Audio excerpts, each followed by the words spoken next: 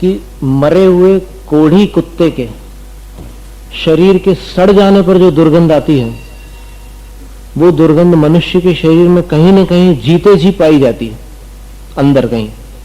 अभी बाहर नहीं है वो, लेकिन अंदर कहीं किसी स्थान पर ऐसी दुर्गंध तो हमेशा रहती है।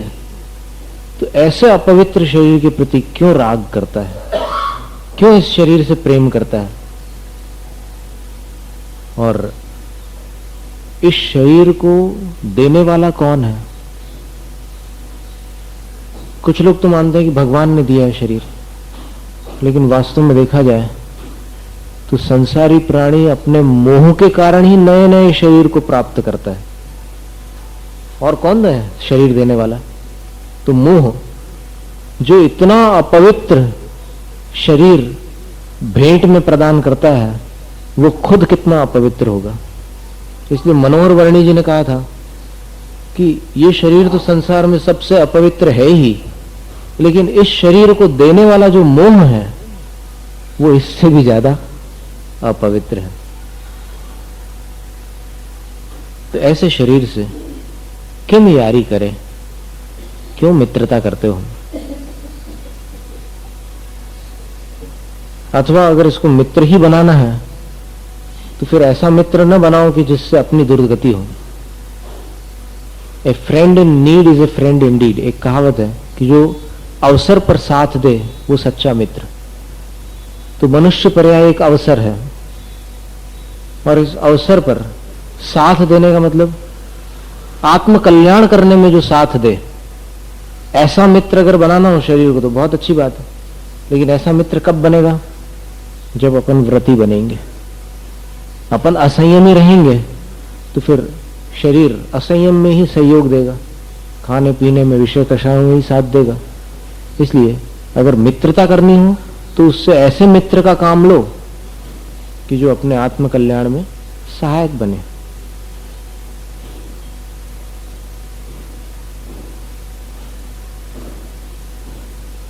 नव द्वार, नौ द्वार तो होते ही हैं, मल द्वार।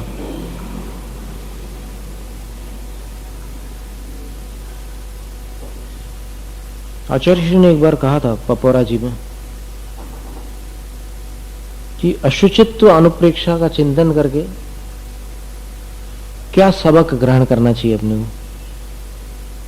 कि निश्चय से आत्मा परमात्मा स्वरूप है और परमात्मा सबसे शुद्ध होते हैं। परमात्मा से अधिक शुद्ध और कुछ होता है क्या? और कोई होता है क्या? नहीं होता। परमात्मा सबसे शुद्ध होते हैं, और सबसे शुद्ध होते हुए भी निश्चय से सबसे अशुद्ध कौन है? शरीर। तो कैसा जोड़ा बना है बताओ? ये जोड़ी जमेगी क्या? कभी नहीं जम सकती। सबसे शुद्ध एक और सबसे अशुद्ध दूसरा, और दोनों साथ साथ है। तो जिसको अशुचित्व अनुप्रेक्षा सही समझ में आ जाए तो उसके अंदर ये अंतः प्रेरणा जागेगी कि सबसे शुद्ध स्वरूप परमात्मा का है, निश्चय से मेरा वही स्वरूप है। फिर मैं सबसे शुद्ध होते हुए भी सबसे अशुद्ध शरीर में क्यों रह रहा हूं? रहने की इच्छा नहीं होगी। उसी क्षण, जिस क्षण ये अशुचित्व अनुप्रेक्षा अंदर उतर जाएगी, ये लगेगा कि बस अब तो मुझे छुटकारा प्राप्त करना है, निर्वाण को प्राप्त करना है। तो ऐसे शरीर से क्यों मित्रता करते हो? और इस शरीर के बारे में और विस्तार से भी वर्णन अगर करें तो क्या वर्णन हो सकता है? कार्तिकेय अनुप्रेक्षा में इसमें वजन बताया है कि इस शरीर में वात कितना है, पित्त कितना है, कफ कितना है। यानी इतने अंजलि अंजलि भर भर करके आधा आधा किलो, पौन किलो, 1.25 किलो, 1.5 किलो, 1 किलो इसके शरीर में। और फिर अगर 70 kg का कोई व्यक्ति होता है तो उसमें 5 लीटर तो खून होता है, और 13% हड्डियों का वजन होता है, और 40% जलांश होता है। और फिर मलांश कितना होता है इसको उन्होंने टेक्स्ट बुक्स में नहीं लिखा है। क्यों नहीं लिखा है? तो फिर कौन पढ़े उसको? कचरे का वर्णन करने से किसका मन लगेगा उसको पढ़ने में, किसकी रुचि जागेगी? तो इसमें जो जो चीजें हैं जो काम में आती है, मतलब जिससे शरीर अच्छी तरह सुचारू रूप से चलता रहता है, उनका तो वर्णन कर दिया उन्होंने फिजियोलॉजी, एनाटॉमी की टेक्स्ट बुक्स में, लेकिन इसमें कितना कचरा भरा है उसका वर्णन छोड़ दिया। लेकिन उसका भी वर्णन है जैन शास्त्रों में। जो आत्मकल्याण करने वाली टेक्स्ट बुक है उसमें उसका भी वर्णन मिल जाएगा। तो वहां कार्तिकेय अनुप्रेक्षा में बताया, भगवती आराधना में बताया कि इसमें शिराओं का जाल कितना है। अगर मनुष्यों की नसों को जोड़ जोड़ करके ऐसी सीधी रेखा में रख दिया जाए तो हजारों मील लंबी वो नस बनेगी। एक जोड़ जोड़ करके लगा दो तो हजारों मील, इतनी तो इसमें नसें हैं। और इसके जो ब्लड कॉर्पसेस हैं, लाल रक्त के कण, उनको देखो तो 1 क्यूबिक मिलीलीटर में लाखों होते हैं। फिर पूरे 5 लीटर में कितने होते होंगे, इसकी कल्पना करो आप। तो क्या क्या चीजें इसमें भरी हुई है। 7 धातु हैं और कई उपधातु हैं, कई मल है, कई प्रकार के कृमि यानी जीव जंतु इस शरीर में विद्यमान है। अभी अपने को दिख नहीं रहे हैं, इसलिए अपन बहुत शांति से बैठे हुए हैं। अभी उसका वर्णन अगर आप सुन लोगे तो घबरा जाओगे। एक बार मनुष्य जब छींक लेता है तो छींक लेने के बाद उस कमरे की वायु को अगर जांच करके देखा जाए किसी यंत्र में, तो फिर उस वायु में कबूतर के बराबर विशाल अगणित जीव जंतु दिखाई देते। यानी पूरा कमरा उन जीव जंतुओं से भर जाता है एक छींक लेने मात्र से। अब एक छींक लेने पर तो वो बाहर निकले, अब बगैर छींक लिए अंदर कितने भरे हैं उसकी कल्पना करो। खांसी लेने पर, डकार लेने पर, उबासी लेने पर, हिचकी लेने पर, अनेक प्रकार से जो भी झटके लगते हैं जिससे शरीर में, उसके माध्यम से जो जीव जंतु शरीर से पृथक होते हैं। अपने दांतों में कितने प्रकार के जीव रहते हैं, जिह्वा के ऊपर कितने प्रकार के जीव रहते हैं। और फिर ये जो अंदर टॉन्सिल्स गर्भावस्था में बच्चे के काम आते हैं, उसके बाद जन्म होने के उपरांत उसका कोई उपयोग नहीं रहता मोटे तौर पर। तो उसमें भी उसके आश्रित रहने वाले कितने सारे जीव रहते हैं। और सिर्फ स्थावर जीव नहीं, त्रस जीव, बहुत सारे त्रस जीव उसके आश्रित रहते हैं। बल्कि ये कहो कि इस शरीर में शरीर के आश्रित रहने वाले त्रस जीव इतने हैं कि जिनको अनंत से कम नहीं कहा जा सकता, बल्कि जो सम्मूर्छन लब्धि अपर्याप्त असंख्यात तो है ही। और फिर अगर निगोद की अपेक्षा से विचार करो तो अनंत। कितने सारे जीव इस शरीर के आश्रित रहते हैं, लेकिन वो पृथक है, वो अपने शरीर रूप नहीं। अपन इसके स्वामी है, इस शरीर के स्वामी वो जीव नहीं है, अपन इस शरीर के स्वामी है। क्योंकि अपन बादर नाम कर्म को लेकर के उत्पन्न हुए हैं, त्रस पर्याय में उत्पन्न हुए, पंचेंद्रिय बने हैं, सैनी बने हैं। तो इस शरीर में क्या क्या नहीं है। ये तो स्नान करके थोड़ी देर साबुन की खुशबू में अपने को लगता है कि हाँ साफ हो गए, फ्रेश हो गए, लेकिन कहां फ्रेश हो गए। उस दिन याद है आपको, एक पंक्ति हमने कही थी, मत जाओ ऊपर की सफाई पर, सोने का बरक चढ़ा है गोबर की मिठाई पर। तो व्यावहारिक शुद्धि में ठीक है, शारीरिक स्नान आदि ग्रहण कर लेते हैं अपन, या फिर बाकी धार्मिक क्रियाओं को, अनुष्ठानों को संपन्न कर लेते हैं। लेकिन स्वरूप दृष्टि से देखें, स्वरूप की अपेक्षा से, तो फिर शरीर कभी भी शुद्ध नहीं होता। और मुनिराज दीक्षा धारण करके जब रत्नत्रय अंगीकार कर लेते हैं तो उनके शरीर को एक अपेक्षा से पवित्र माना जाता है, क्योंकि अंदर जो आत्मा है वो रत्नत्रय से संपन्न है। इसलिए ये शरीर उस रत्नत्रयधारी आत्मा के कारण पवित्र गिना जाता है। उनकी चरण रज मस्तक पर लगाई जाती है मुनिराज की। पर स्वभाव तो शुचौ, समंतभद्र स्वामी ने लिखा है कि स्वभाव से तो शरीर कभी भी पवित्र नहीं हो सकता, किसी दूसरी अपेक्षा से। आत्मा की पवित्रता के कारण शरीर में जो चरण है उनको पूजा जा सकता है, लेकिन चरण उस आत्मा की पवित्रता के कारण पूजे जा रहे हैं, आचरण के कारण पूजे जा रहे हैं। शरीर शुद्ध है इसलिए नहीं पूजे जा रहे हैं, क्योंकि शरीर तो शुद्ध है ही नहीं। ये त्वचा यानी चर्म के कारण अपन यहां पर बैठे हुए हैं। यदि ये ऊपर कवर न हो, त्वचा न हो, तो फिर कोई एक दूसरे को देख भी नहीं सकता। देख सकता है क्या? त्वचा यदि न हो, जैसे हमने कल उदाहरण दिया था कि हॉस्पिटल के सर्जिकल वार्ड में जब आग से कोई जल जाता है और फिर उसको कॉटन से क्लींस करते हैं, उसके घावों को साफ करते हैं, तो पूरे ऊपर से पपटियां निकल जाती है। अब अंदर का जो रूप है वो कैसा दिखता है? गुलाबी गुलाबी बिल्कुल। उसको कोई देख सकता है? कितनी देर देख सकता है?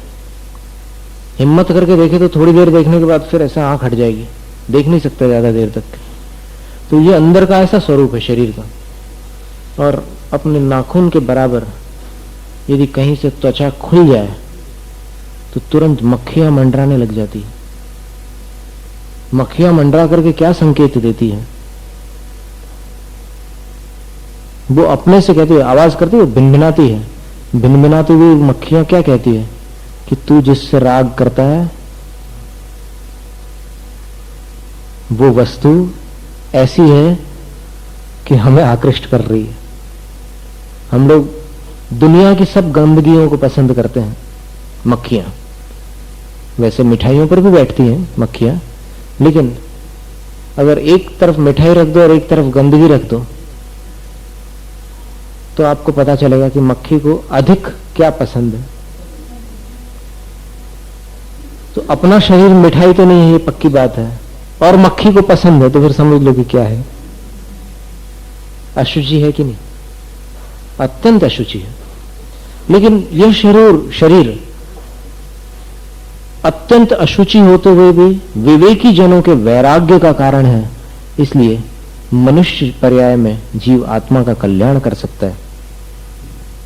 शरीर की अपन कितनी भी निंदा करें, शरीर को कितना भी घृणित दर्शाए, घृणित दर्शाने का उद्देश्य केवल इतना है कि इससे राग मत करो, इससे द्वेष करो, ये भाव नहीं है। क्योंकि अगर राग छोड़कर द्वेष में चले गए तो क्या फर्क पड़ा? आत्मा का उद्धार तो न राग से हो सकता है न द्वेष से होने वाला है। राग द्वेष से ऊपर उठने पर आत्मा का कल्याण होता है। इसलिए शरीर को द्वेष की वस्तु भी नहीं समझना, बस शरीर की उन धातुओं और अन्य स्थितियों को देख करके इतना ही विवेक रखना है कि ऐसी वस्तु के प्रति तो राग करना बुद्धिमानों को उचित नहीं है। बुद्धिमान लोग किसके प्रति राग करते हैं? अगर राग करते हैं तो किसके प्रति करते हैं? कोई मनोहर वस्तु के प्रति। लेकिन क्या शरीर मनोहर है? नाम कर्म के उदय से रूप मनोहर हो सकता है, और वो भी मनोहर तब होगा जब त्वचा से आवृत हो, उसके ऊपर चर्म ढका हो, और चर्म में भी अगर प्रशस्त नाम कर्म का उदय हो, वर्ण नाम कर्म का। स्पर्श रस गंध वर्ण के 20 भेद होते हैं। ये अगर पुण्य प्रकृति रूप से उदय में हो तभी त्वचा भी सुंदर दिखाई देगी, वरना वह भी सुंदर नहीं लगेगी। जैसे नेमिनाथ भगवान सांवले थे अथवा और तीर्थंकर सांवले थे, लेकिन इतने सुंदर थे कि इंद्र को 1000 आंखें बनानी पड़ी उनके रूप को एक टक देखने के लिए। तात्पर्य यह है कि सांवला रंग भी पुण्य के उदय में सुंदर लगता है, और पाप का उदय हो तो फिर सांवले रंग को देख करके लोगों को घृणा भी होती है। एक ही घर में अगर 2 बच्चे हैं, एक थोड़ा सांवला और एक गोरा है, तो फिर उसमें भी भेदभाव होने लग जाते हैं। गोरे वाले को ज्यादा मिठाइयां खाने मिल जाती है, कभी ऐसी स्थितियां भी बनती।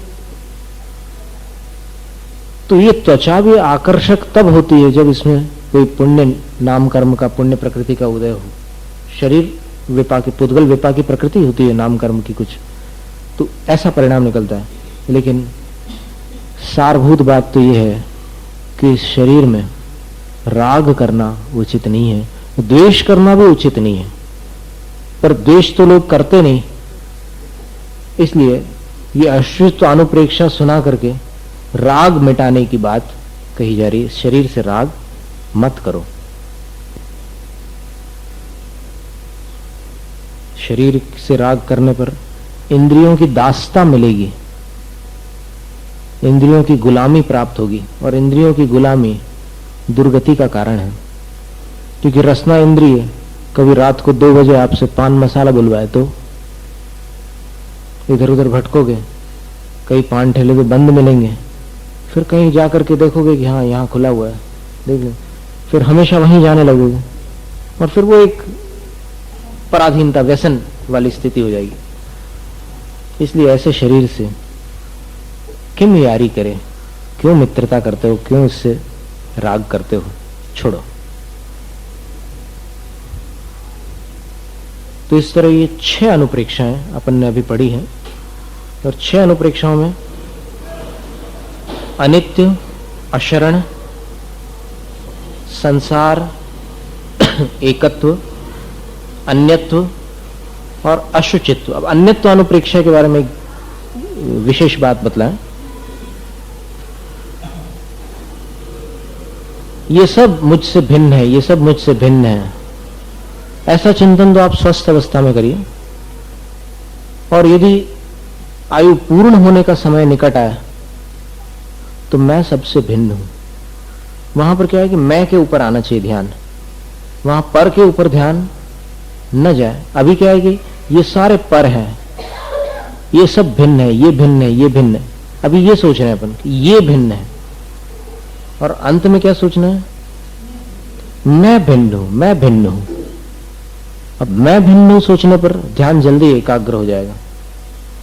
मैं सबसे भिन्न हूं, सबसे पृथक हूं, सबसे न्यारा हूं, सबसे निराला हूं, बस उसमें फिर ध्यान लगाने में संलेखना के समय ये विशेष उपयोगी रहती।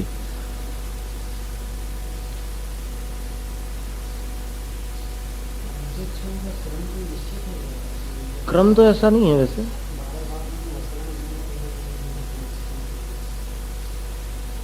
वो तत्वार्थ सूत्र में उमा स्वामी आचार्य जो लिख गए, अद्धोम असगरण मेघ तमन्न संसार लोगम असुचित्तम, आचार्य कुंदकुंद स्वामी ने अलग क्रम लिखा है, अनुप्रेक्षाओं का अलग क्रम लिखा।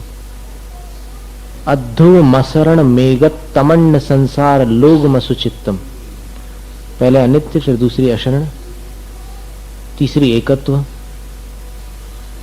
और फिर चौथी अन्यत्व, फिर लोक, फिर अशुचित्व। ऐसा क्रम भिन्न हो सकता है, ऐसा कुछ नहीं है कि एक ही क्रम से चलो। और इन अनुप्रेक्षाओं से साइकोथेरेपी भी संभव है। अभी चर्चा हुई थी डॉक्टर गंगवाल जी से, उनका कहना था कि अगर हेडफोन्स पर कानों को बंद करके और कोई आवाज न अंदर प्रवेश करे, एक शांत स्थान पर उसको किसी सुविधाजनक स्थान पर बैठाल कर अनुप्रेक्षाएं सुनाई जाए तो कई मानसिक बीमारियां ठीक हो सकती हैं। जैसे किसी को अपने इष्ट के वियोग के कारण विक्षिप्तता जैसी है, और वो बरसों तक के बना रहता है ऐसा क्रम। एक बार एक बहुत बड़े प्रोफेसर ने हमसे कहा था कि मैं जब 18 साल का था तब मेरे भाई का अवसान हो गया, और आज यानी 70-80 के बीच चल रही उम्र, लेकिन वो स्नेह नहीं टूट रहा है, अभी भी याद आती है भाई की, और एकदम वो भावना आने लग जाती है कि मेरा भाई चला गया। तो अब ये जो स्थिति बनती है, ये एक बीमारी है, मानसिक बीमारी, पीड़ा ही है ना, व्याधि है। व्याधि कहो, आधि कहो, आधि स्यान मानसी व्यथा। मन की पीड़ा को आधि कहते हैं, तन की पीड़ा को व्याधि कहते हैं।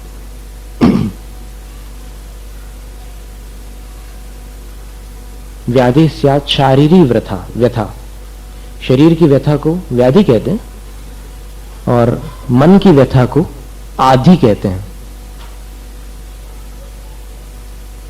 और अहम की व्यथा को उपाधि कहते हैं, अहंकार की।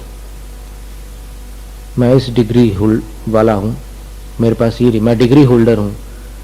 जो भी उपाधियां प्राप्त हो जाती है जीवन में, वो एक अहंकार की उपाधि हो जाती है। उसके कारण व्यक्ति अपने आप को एक और बोझ से युक्त समझ लेता है, वो एक भार बन जाती है। तो आधि, व्याधि और उपाधि तीनों से जब मन दूर हट जाता है, तब जो मन की दशा होती है उसका नाम है समाधि। आ रहा है समझ में? आधि, व्याधि और उपाधि, इन तीनों से मन हट जाए तब जो स्थिति बनेगी उसका नाम है समाधि। समाधि मौत को नहीं कहते, समाधि एक मन की निर्मल दशा का नाम है। समाधि को शुद्धोपयोग भी कहा गया है, समाधि को अभेद रत्नत्रय कहते हैं, समाधि को परम सामायिक भी कहा जाता है। ऐसे बहुत सारे शब्द आपने लिखे भी थे उस समय। तो आधि, व्याधि, उपाधि, इन अनुप्रेक्षाओं का चिंतन करने पर आधियों का उपचार हो जाता है। आधि शब्द आपने पहले सुना था? आधि स्यात् मानसी व्यथा, मानसिक पीड़ा को आधि कहते हैं। तो अनुप्रेक्षाओं के श्रवण से केवल 2-2, 4-4 पंक्ति रटने से काम नहीं होगा, उसका मनन चिंतन करना भी अपेक्षित है। तो उसको बार बार, अगर किसी को ऐसा वियोग का दुख सता रहा है तो उसको बार बार अनित्य अनुप्रेक्षा सुनाई जाती है। जम किंचि व्युत्पन्न तस्य विनाशो हवै नियमेन, जो भी जन्मा है उसकी मृत्यु निश्चित है। परिणाम स्वरूपेण विनय किंचि विसासे मथि, पर्याय दृष्टि से कुछ भी ठहरने वाला नहीं है, सब कुछ जाने वाला है। ये तो एक प्रवाह है नदी का, नदी वही की वही रहती है। गंगा अनादिकाल से है। अन्य मतों में तो ठीक है, स्वर्ग से आई गंगा, लेकिन जैन मान्यता अनुसार तो गंगा अनादिकाल से है। पद्म सरोवर से निकली हुई गंगा नदी, पूर्व समुद्र में जाकर के समाने वाली गंगा नदी, और भगीरथ मुनि के चरण जल से पवित्रित गंगा नदी, वो एक तीर्थ रूप पहले से चली आई है। अजितनाथ भगवान के समय में भगीरथ मुनि वहां तपस्या कर रहे थे, तो इंद्र ने क्षीर समुद्र के जल से उनके चरणों का अभिषेक किया। इंद्र तीर्थंकरों का तो करता ही अभिषेक, और मुनियों के चरणों का भी अभिषेक करता, कभी उसकी ऐसी भावना हो जाए तो कर ले। और वो जल प्रवाह इसमें चला गया गंगा नदी में, तो वो क्षीर समुद्र का जल इनमें मिलने के कारण गंगा का जल सफेद माना जाता है, अभी भी माना जाता है। तो और वो तीर्थ रूप हो गया, मुनि की चरण रज आ गई गंगा में, तो तीर्थ बन गई गंगा। अब ऐसी मान्यता जैन मान्यता में, तो वो जो गंगा नदी है, वो नदी तो ज्यों की त्यों है, लेकिन आप किसी तट पर खड़े होकर के सामने दृष्टि डालिए, जो जल इस प्रथम क्षण में आपको दिख रहा है, अग्रिम क्षण में वहां पर वह जल उस स्थल पर नहीं होता। कहां चला जाता है? वो कहीं दूर बह करके आगे निकल जाता है। इसी प्रकार अपन जीव है, तो जीव में जो पर्याय एक क्षण में होती है, एक समय में होती है, आगामी क्षण में वो प्रवाह रूप से बहती हुई पर्याय व्यतीत हो जाती है। उत्पाद, व्यय और द्रव्य निरंतर चलते रहते हैं। एक पर्याय अभी है, फिर आगे चल करके वो निकल जाती है। शांतिनाथ भगवान के चरित्र में प्रिय मित्रा, मेघरथ राजा की पत्नी, मेघरथ शांतिनाथ भगवान का जीव था, तो प्रिय मित्रा को वैराग्य कैसे हुआ? देवलोक में उसकी सुंदरता को लेकर चर्चा निकली कि संसार में अभी यदि कोई सुंदरतम है तो वो मेघरथ राजा की रानी है। तो 2 देवियां आ गई, रूप बदल करके, मालन का रूप धारण करके आ गई, और उस समय उनको किसी अवस्था में देखा और फिर रूप की सराहना करने लगी। और कुछ समय के पश्चात जब वो सज धज करके राज सिंहासन पर अपने स्वामी के साथ विराजमान हुई, फिर वो देवियां आई और फिर अब नकारात्मक सिर हिलाती है कि नहीं, अब वो बात नहीं रही, वो सुंदरता तो चली गई जो कुछ क्षणों पूर्व थी। तो प्रिय मित्रा मेघरथ राजा की तरफ देखती है आश्चर्य से, ये क्या कह रही हैं देवियां। तब मेघरथ कहते हैं, मेघरथ अच्छे ज्ञानी थे और बहुत अद्भुत उनकी कथा है, अवधि ज्ञान भी था उनके पास। उनके पिता तीर्थंकर थे। शांतिनाथ भगवान के चरित्र में बड़ी विशेषता है कि उनके 2 भवों के पिता तो तीर्थंकर हैं, यानी 2 बार वो तीर्थंकरों के पुत्र बने हैं, 2 बार चक्रवर्ती बने हैं, 1 बार कामदेव बने हैं, 1 बार तीर्थंकर बने हैं, 1 बार बलभद्र भी बन चुके हैं। माने इतना समृद्धिशाली किसी अन्य तीर्थंकर का चरित्र नहीं मिलता। 12 भवों की समृद्धि पूरी चली आ रही है उनके जीवन में। 12 भवों से, 12 भव पहले भी राजा थे, फिर भोग भूमि में आर्य बनते हैं, फिर स्वर्ग में देव बनते हैं, फिर आकर के मनुष्य पर्याय में उत्पन्न होते हैं और मनुष्य पर्याय में भी फिर नारायण के रिश्ते में उत्पन्न होते हैं और फिर आगे चल करके फिर देवलोक को प्राप्त होते हैं, फिर बलभद्र बनते हैं, फिर बलभद्र बनने के बाद फिर देवलोक को प्राप्त होते हैं, फिर आकर के चक्रवर्ती बनते हैं, फिर चक्रवर्ती बनने के बाद फिर देवलोक को प्राप्त होते हैं, वहां से आकर के मेघरथ राजा बनते हैं। मेघरथ राजा बनने के बाद 16 कारण भावना आदि भाग करके अंत में सर्वार्थ सिद्धि विमान में उत्पन्न होने के पश्चात फिर यहाँ आकर राजा विश्वसेन की ऐरा रानी से शांतिनाथ भगवान तीर्थंकर बनते हैं। ऐसे 12 भवों का शॉर्ट हिसाब आपने सुना अभी। तो ये संक्षिप्त में ऐसे 12 भव शांतिनाथ भगवान के। तो शांतिनाथ भगवान की उस पूर्व जन्म की रानी को वैराग्य कैसे हुआ था, इन्होंने अवधि ज्ञान से बताया कि ये शरीर नश्वर है, क्षण प्रतिक्षण इसमें क्षरण चल रहा है। शरीर शीर्यते इति शरीरम, शरीर का अर्थ ही होता है जो पुराना पड़ता रहे, इसमें शीर्णता जारी रहती है। शीर्णता मतलब इसमें घटता रहता है, ये शरीर कुछ न कुछ इसमें से हानि को प्राप्त होता रहता है। इसलिए खेद खिन्न मत हो। उसको विरक्ति हो गई रानी को, फिर इनको भी किसी कारण से वैराग्य हुआ, तो फिर इनने भी, दोनों ने दीक्षा ले ली थी और दीक्षा लेकर के फिर सदगति को प्राप्त किया। मेघरथ राजा जो थे वो तो सर्वार्थ सिद्धि चले गए और फिर वहां से आकर के फिर जो इनके दृढ़रथ नाम के भाई थे वो भी तपस्या करके सर्वार्थ सिद्धि में उत्पन्न हुए और फिर दोनों आकर के यहाँ पर ये शांतिनाथ भगवान बनते हैं। और दृढ़रथ जो थे वो शांतिनाथ भगवान के छोटे भाई बनते। वैसे तीर्थंकरों के कोई भाई बहन नहीं होते, लेकिन इनके साथ ये बात हुई थी कि राजा विश्वसेन की दूसरी जो रानी थी उससे वो चक्रायुध नाम का पुत्र होता है, दृढ़रथ का जीव। कई जन्म जन्मांतरों का संबंध है दोनों का, बहुत पुराना स्नेह था दोनों में। तो जब ये बन जाते हैं और जब इनको शांतिनाथ तीर्थंकर भगवान को एक दिन दर्पण में अपने 2 प्रतिबिंब देख करके वैराग्य हो गया। अब वो 2 प्रतिबिंब कैसे दिखे, क्या दिखे, इसका स्पष्टीकरण तो नहीं है।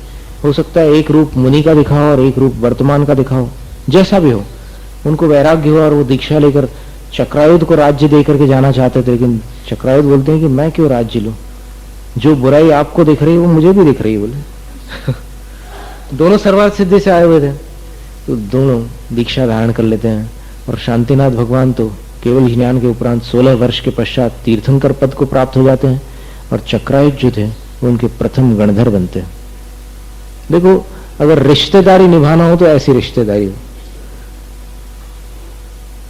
मतलब स्नेह का ही बंधन अगर आपको सही में निभाना हो तो ऐसा स्नेह निभाओ कि अंत तक, मोक्ष जाने तक साथ रहो। दीक्षा लेना हो तो साथ में, तपस्या करना हो तो साथ में, आत्म कल्याण करना हो तो साथ में।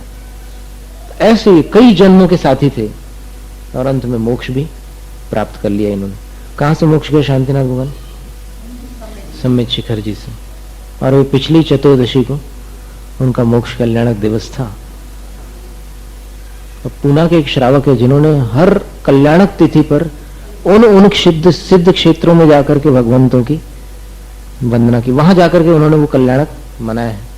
क्या सुंदर भावना है। ऐसी भावना अगर गृहस्थों के मन में होती तो बहुत अच्छी भावना है। जैसे माघ कृष्णा चतुर्दशी, अब ये कठिन काम है क्योंकि माघ के महीने में कैलाश पर्वत पर जाना आदिनाथ भगवान का कल्याणक मनाने के लिए भारी काम है। ठंड पड़ रही वैसे, तो फिर उसको आप अपवाद रूप में रखो। जहां पर संभव है वहां चले जाओ, और जहां संभव नहीं है वहां छोड़ दो। तो नेमिनाथ भगवान जब मोक्ष गए थे तो उस तिथि को देखकर आप गिरनार जी की वंदना कर लो। और बाकी तीर्थंकर देखिए, पावापुर में बिल्कुल जा सकते हैं आप दिवाली के दिन, कोई परेशानी है क्या? जा सकते हैं। और इसी प्रकार चंपापुर अनंत चतुर्दशी मना ली, चंपापुर जाकर वासुपूज भगवान अनंत चतुर्दशी को मोक्ष गए थे। और इसी तरह बाकी जो तीर्थंकर है, समेत शिखर जी से 20 तीर्थंकर मोक्ष है ना, तो 20 तीर्थंकरों के जो कल्याणक हैं, जो आसपास होते हो तो एक ही यात्रा में मनाया जा सकता है कि नहीं?